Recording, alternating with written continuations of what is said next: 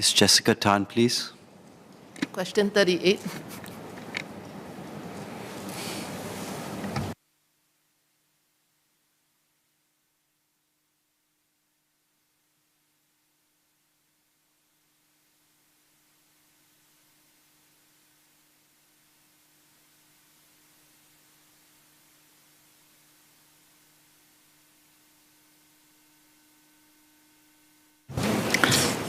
Mr. Deputy Speaker, thank the member for the question.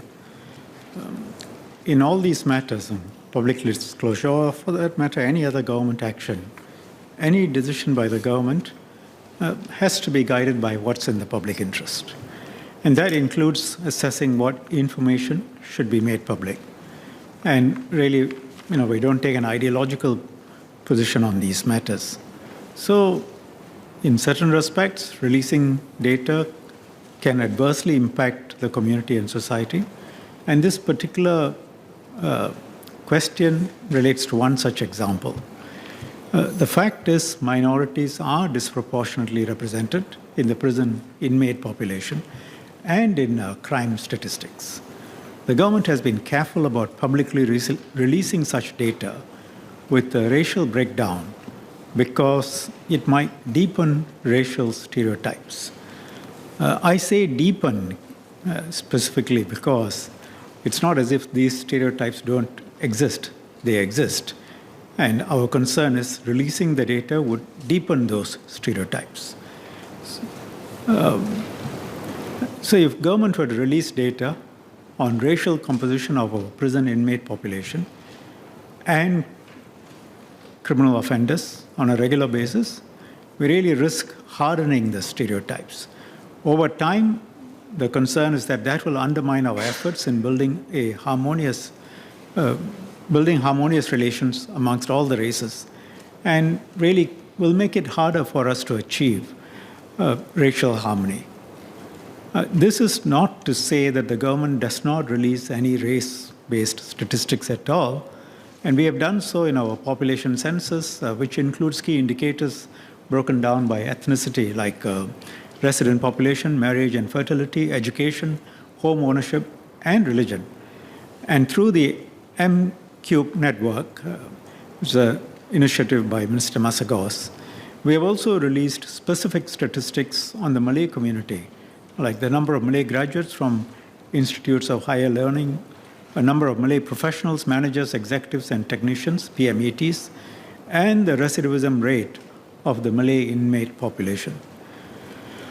The government also releases race-based statistics on drug and inhalant abuse through CNB's annual reports. Why do we, for example, release those statistics? We do so to effectively mobilize the communities into action. By working with the community, we are then able to come up with interventions that are better suited for different communities. While I deal with this, I should also say that the Malay and Indian communities have seen improvements in terms of educational attainment, literacy rates over the last decade. And the Malay community has made significant progress. The number of Malay university graduates has doubled, and the proportion of Malays working as PMETs has also increased. Going back to the point on releasing data on drug and inhalant abuse, and whether this could lead to stereotyping, the answer is yes, but this is where judgment comes in. Our assessment is that in these cases, the upside of spurring the communities to take action outweighs the negative of potentially deepening the stereotypes. We consider the implications on each community and proceed based on judgment and assessment. Let me share some examples. The Dara Itu Haram campaign and the MMO Rehabilitation Network are examples of how the government was able to partner the Malay community to join hands with CNB and SPS to combat drug abuse and prevent reoffending. And we have seen positive results with our efforts. In some other instances, the judgment lies in not releasing the data. The government has, on these considerations, taken the approach not to release race-based statistics for prison inmate population and criminal offenders. So with your permission, May I display some slides on the screens? Please do. Annex 1 sets out the list of stakeholders we engage. We specifically went and asked various community organizations on their views on releasing such information, race-based stats on criminal offenders and inmate population. So you will see Annex 1. It's a very substantial list. We consulted many different groups, community leaders, sought their views. The unanimous view, and I underline the unanimous view, was that it will not benefit our communities and Singapore society, and it would encourage stereotypes and harm community relations. Some of their comments I have asked to be reproduced for members' reference. Sir, Annex 2. Yes, please. Members can cast their eyes over the Annex 2. It may be too simplistic to share these race-based stats, as the reality is more complex. Another commented, it's not good to publicize stats, no matter which community is involved. And you can see the different comments. Overall, the community leaders were clear. They said we should not simply look at racial breakdown. It would not take into account other contributing factors, which could have led to a person committing a crime. It will also detract from the improvements made by the respective communities. And we take these views quite seriously. Overall, they agree that the race-based inmate and crime statistics should continue to be shared in closed-door settings with community leaders and groups so that we can address the issues as a community. It is the government's as well as the community leaders' considered assessment that race-based inmate and offender statistics should not be released. We will continue our current approach of disclosing such information on a selective basis, where doing so would be useful and positive for the community and society. If any member has a different view, having heard the views of the community leaders, you are welcome to explain why. Thank you, sir. Mr. Alex Yam. Thank you, Minister, for that explanation. I completely agree with the stance of MHA. But perhaps could the Minister share with the House how do specific communities work behind the scenes, perhaps in the prisons, to address some of these issues?